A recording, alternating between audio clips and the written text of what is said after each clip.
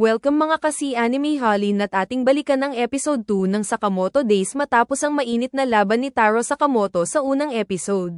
Bumalik tayo sa tahimik na buhay niya kasama ang kanyang pamilya, at ang bagong trabahante na si Shin Convenience Store. Pinuri ni Shin ang mga move ni Sakamoto sa sobrang galing niyang patumbahin ang mga kalaban, at sinabing walang makakatalo kay Sakamoto. At narinig ito ng kanyang asawa at pinagalitan si Sakamoto. At sinabi ng kanyang asawa na kapag malabag niya ang family rules ay makikipag-divorce siya kay Sakamoto, at natakot si Sakamoto sa kanyang asawa. Sa kabilang banda si Shin at si Sakamoto ay pumunta sa Chinatown. Pumunta lamang si Sakamoto sa Chinatown para bilhin ang kanyang paboritong siopaw ang Heavenly Pork Buns. Sabi ni Sakamoto kay Shin na wag lalagpas sa 50 yen ang gagastusin sa isang araw. Parating dinadalhan ni Sakamoto ang kanyang pamilya na si Aoi at Hana. At biglang may tumalon sa itaas at kasama sa kanyang paglanding si Sakamoto at kasama rin ang siopaw. Ito si Lu Xiaotang. Hinahabol siya ng isang bandido, ngunit ang inaabala lamang ni Sakamoto ay ang kanyang siopaw. Nataka si Lu Xiaotang ngunit marunong din pala siyang ng martial arts, kaya tamba lahat ng umatake sa kanya. Ngunit sa rami ng kanyang kalaban ay nawi siya, pero ang ating bida na si Sakamoto ay tumulong kay Lu Xiaotang. Gamit ang clip na sira niya ang espada, at tumulong na rin si Shin the Clairvoyant. Nung babarilin na si Lu Xiaotang ay gumamit siya ng moves ni Ongbak.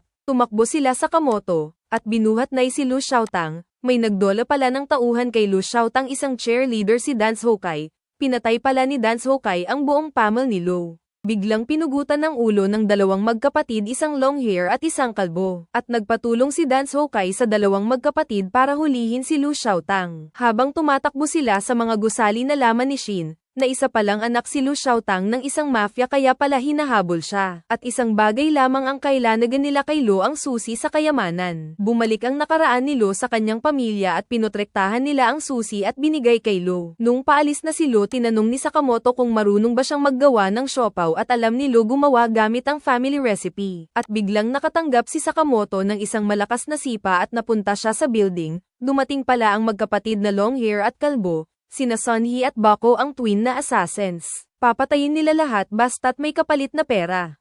Inatake ni Shin ang long hair pero natigilan siya nito. Biglang niligtas ni Sakamoto si Lu gamit ang kanyang napakalakas na kamao. At ang kalbo ay tumagos sa palapag. Nalaman ni Lu na ang twin assassins pala ang pumatay sa kanyang mga magulang at biglang umatake ngunit pinigilan siya ni Sakamoto. Naging emotional si Lu. At nagtanong kay Sakamoto kung bakit niya pinotrektahan, na hindi naman sila magkakilala. At biglang bumalik sa alaala si Sakamoto. Puno siya ng dugo na may bitbit na pasalubong para kay Ayo. At nagalit si Ayo dahil ang trabaho ni Sakamoto ay ang pagpatay ng mga tao at ayaw niyang tumanggap ng pasulubong galing sa trabahong pagpatay. At biglang tumalon si Ayo, at dali-dali naman itong niligtas ni Sakamoto. At pinagsabihan na may nagmamahal sa isang tao gaya ng pagmahal mo sakin. Gumawa sila ng promise na wag na ulit papatay kahit sino. At ito ang number 1 rule ng Sakamoto family. At naglabanan na ulit, ginamit ng magkapatid ang espesyal na skill ngunit hindi nakatama kay Sakamoto. At pinalo ni Sakamoto ang kalbo gamit ang kawali.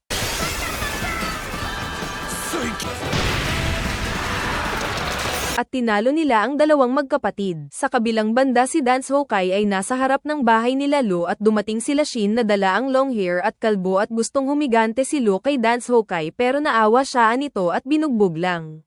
Imbes na patayin, at binuksan ni Lu ang kanilang kayamanan. At binasa ni Shin ang libro at nalaman na ang mga kagamitan pala sa loob ay gift sa iba't ibang family head ni Lu. At ang habilin sa papa ni Lu sa kanya ay isang letter at wine. At kumain sila Sakamoto at Shin at Lu ng masaya. At dyan nagtatapos ang ating anime kwento sa araw na ito. Mga kasi-anime, kita-kits tayo sa susunod na video. Huwag kalimutan uminom ng tubig at huwag kalimutang i-like ang video na to. Ay subscribe ang channel. Salamat!